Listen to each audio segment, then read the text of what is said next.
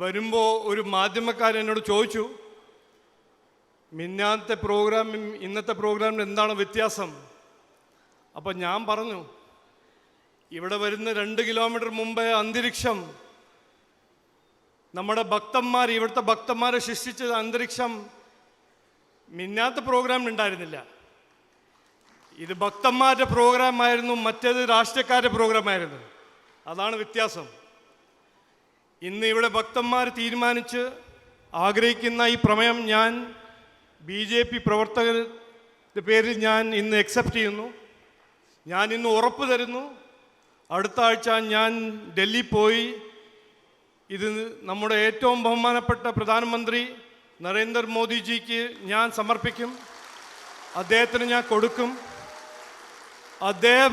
അദ്ദേഹത്തിനോട് ഞാൻ ഇവിടെ വന്ന എല്ലാ ഭക്തന്മാരും, ഇന്ന് TV-യിൽ കാണുന്ന ഭക്തന്മാരുടെ പേരിൽ അദ്ദേഹത്തിന് സഹായം ഞാൻ തേടും, ചോദിക്കും. ഇത് ഞാൻ ഇന്ന് ഉറപ്പ് തരുന്നു. അയ്യപ്പൻ സ്വാമിൻ്റെ പേരിൽ ഞാൻ പറയുന്നു, BJP കൂടെ ഉണ്ടാവും ഭക്തന്മാരുടെ ഒപ്പം. 2018 ഇനിയും ഉണ്ടാവും.